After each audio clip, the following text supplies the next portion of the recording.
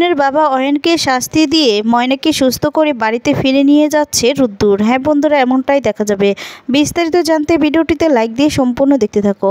গল্পের শুরুতেই দেখা যাবে অয়নের বাবা ময়নাকে অনেক করে বোঝাতে থাকে যেন ওরা উঠতে না পায়। আর তার আগে ময়না একটু আঁচ পেয়ে রুদ্দুরের কাছ থেকে ফোনটা নিয়ে রেকর্ডটা অন করে দেয়।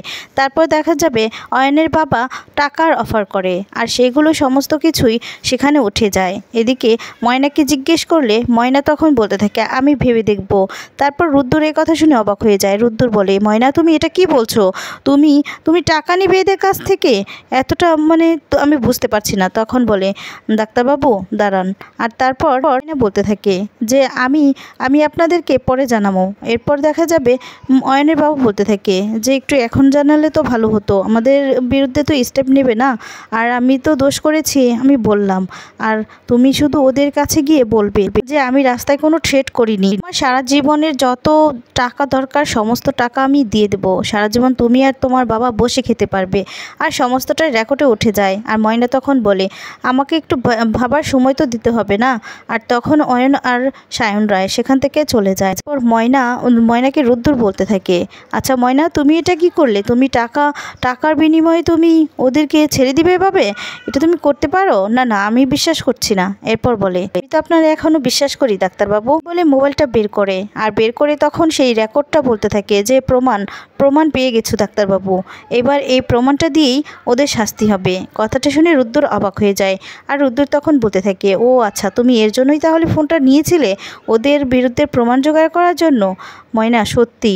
আর তখন এই বলে রুদ্দুর খুশি হয়। রুদ্দুর হাসতে থাকে। আর রুদ্দুরকে ময়না বলে সেই রেকর্ডটা নিয়ে ওই পুলিশদের কাছে যাওয়ার জন্য, যাতে করে ওরা শাস্তি দিতে পারে। তারপর রুদ্দুর ময়নার সাথে কথা বলে সেখান থেকে চলে যায় সোজা ওপর লেভেলের লোকদের কাছে। আর সেখানে গিয়ে বলতে থাকে যে হ্যাঁ বলুন। এরপর বলতে থাকে আসলে ওই সায়ন রায় আর অয়ন রায়ের একটা রেকর্ড ময়না ধানসিঁড়ি করেছে, আর সেটা শোনানোর জন্যই আপনাদের কাছে এসেছি। এরপর তিনজনে মিলে সেই রেকর্ডটা শোনে। আর রেকর্ডটা শুনে অবাক হয়ে যায়, বলে বাহ চমৎকার, যেটা আমরা করতে পারিনি আমাদের ঠিক জোগাড় করে দিয়েছে, উপরওয়ালা আমাদের ঠিক জোগাড় করে দিয়েছে। তখন আরেকজন বলতে থাকে না না, উপরওয়ালা তো জোগাড় করেনি, করেছে তো ধানসিঁড়ি।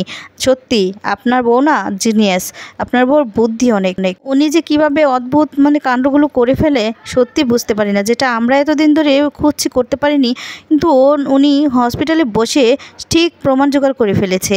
আর তখন বলে হ্যাঁ জানি। এরপর রেকর্ডটা সবাই শুনে তো খুব খুশি হয়। আর রুদ্দুর বলে এই রেকর্ডটা দিয়ে ওরা শাস্তি পাবে তো, যাদের জন্য ধানসিঁড়ির আজকে এই অবস্থা, ও বিচার পাবে তো? তখন বলে হ্যাঁ নিশ্চয়ই পাবে। এরপর রুদ্দুর সেখান থেকে চলে যায়। দেখা যাবে ময়নার বাবা ময়নার কাছে আসে, এসে তখন বলতে থাকে ময়না তখন ময়নার বাবাকে দেখেই হাসতে থাকে। এরপর বলছে তুই হাসছিস কেন রে মা?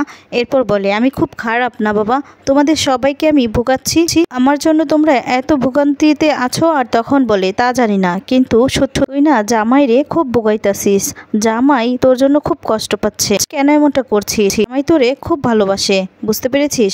তোকে খুব ভালোবাসে। আর তখন বলে যেই ভালোবাসায় বিশ্বাস নাই সেই ভালোবাসা দিয়ে কি হবে বাবা? তো আমার বিশ্বাস করে নাই। আর তখন বলে যাই হোক, মানুষ ভুল করতেই পারে, বাবা হয়ে যে তোরে কেমনে কমো, তোরে না খুব ভালোবাসে জামাই, কিছুর পরেও তুই জামাইরে ক্ষমা করতে পারতাছস না? নাইলে তো কইতে হয় যে ওর প্রতি তোর কোনো ভালোবাসাই নাই। কি সত্যি? ময়না কিছুই বলতে পারে না। বাবা বলে যে এই ভালোবাসাতে দাম নাই, মূল্য নাই, সেই ভালোবাসার তো কোনো মূল্য নাই। আর তখন ময়না এই কথা শুনে আর কিছুই বলতে পারে না, চুপ করে অন্যদিকে ফিরে তাকিয়ে থাকে।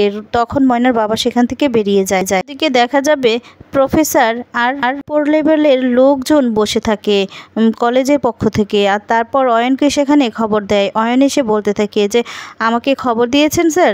এরপর বলে হ্যাঁ এসো। তারপরে দেখা যাবে বলতে থাকে তখন সেই স্যার বলতে থাকে তোমার কি কিছু বলার আছে আজ? আর তখন বলতে থাকে আমাকে আজ হঠাৎ করে এখানে কেন ডাকা হলো সেটাই তো বুঝতে পারছি না। আর তখন বলতে থাকে তোমাকে রাস্টিকেট করা হলো, যা শুনে অবাক হয়ে যায় অয়ন। আর তখন অয়ন বলতে থাকে কি বলছেন স্যার? আমি তো ক্ষমা চেয়েছি, আর সবটা তো সমাধান হয়েছে, ময়না তো ক্ষমা করেছে, তাহলে কেন আমাকে রাস্টিকেট করতে চাইছেন? আর আপনি বুঝতে পারছেন আমার ক্যারিয়ারটা নষ্ট হয়ে যাবে। তখন সেই স্যার কোনো কথাই শুনতে চায় না, অয়নকে দুজনকে জোরে ধমক দেয়, বলতে থাকে তোমরা যেটা করেছো, মানুষ ভুল করে ঠিক আছে, ভুল করে ক্ষমা চায়, তোমরা কি করেছো, তোমরা ক্ষমা চাইতে গিয়ে তোমরা টাকার অফার করেছো। আর তখন কথাটা শুনে চমকে যায় অয়ন আর বলতে থাকে তোমরা ধানসিঁড়িকে টাকার অফার করেছিলে না, কেন করেছো এটা করেছো, অপরাধ যেহেতু করেছো শাস্তি তো পেতেই হবে তাই না, তোমাকে কোনো রকমভাবেই আর কলেজে রাখা যাবে না, রাস্টিকেট করা হলো। যা শুনে অবাক হয়ে যায় অয়ন। তখন দেখা যাবে প্রফেসর সেনকে বলতে থাকে আচ্ছা স্যার আপনি তো জানেন, আপনি একটু প্রিন্সিপাল স্যারকে বলুন না বুঝিয়ে। আর তখন সেই স্যারটি বলতে থাকে প্রিন্সিপাল স্যার রিজাইন দিয়েছে। তখন প্রফেসরও বলে দেয় যে হ্যাঁ প্রিন্সিপাল স্যার রিজাইন দিয়েছে, ওনার সিদ্ধান্ত আর নড়চড় হবে না, উনি যেটা বলেছে সেটাই হবে। আর তখন অয়ন আর কিছুই বলার থাকে না, অয়ন সেখান থেকে বেরিয়ে যায়। এরপর তখন প্রফেসরকে বলতে থাকে প্রফেসর সেন এটা আপনাদের অনেক আগেই করা উচিত ছিল বলে, এবার আপনি বলুন আপনি কি করবেন। আর তখন প্রফেসর সেন বলে আমি কি করব, আমার কি করার আছে।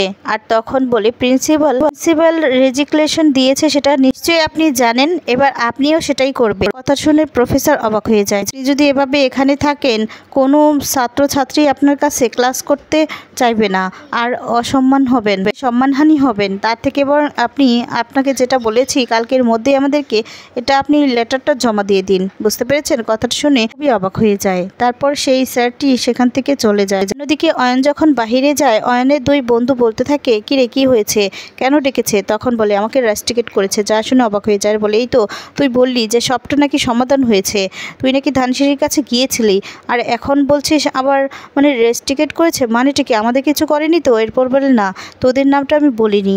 আর তারপর বলে ধানসিঁড়ি আমাদের সাথে চালাকি করেছে, আসলে ওকে যে টাকার অফার করা হয়েছিল ও সবটা বলে দিয়েছে, ওকে আমরা যে টাকার অফার করেছি সব কিছু বলে দিয়েছে।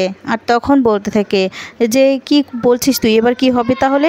আর তখন অয়ন বলে এই শাস্তি তো পেতেই হবে, ওকে পেতে হবে। আর তখন বলে তার জন্য তোরা আছিস তো আমার পাশে।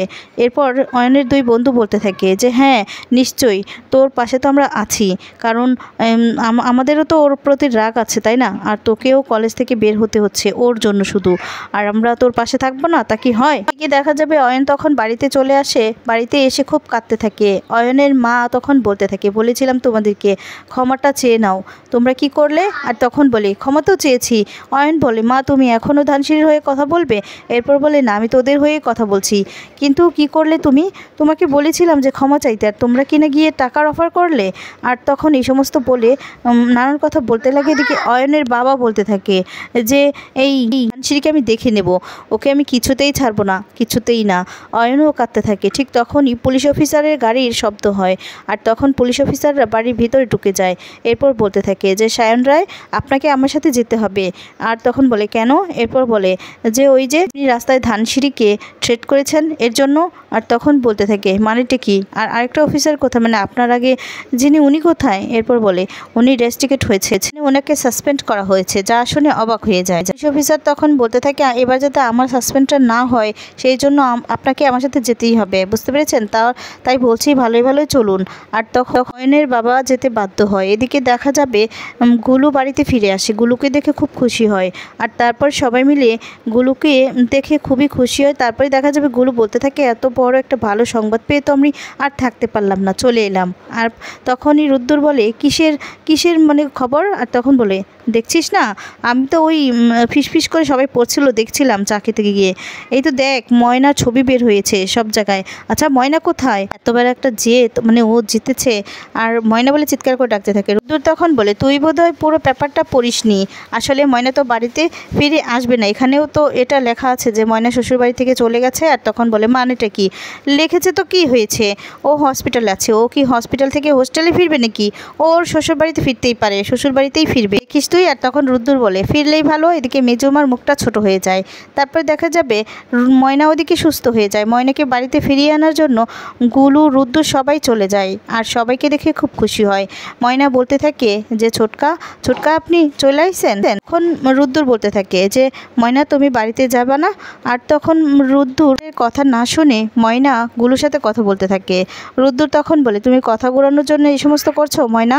এরপর ময়না আর কিছুই বলে না। তো বন্ধুরা এবার কি তাহলে ময়না বাড়িতে ফিরে যাবে, তোমাদের কি মনে হয় কমেন্টস করে তোমাদের মতামত জানিয়ে দাও। ধন্যবাদ।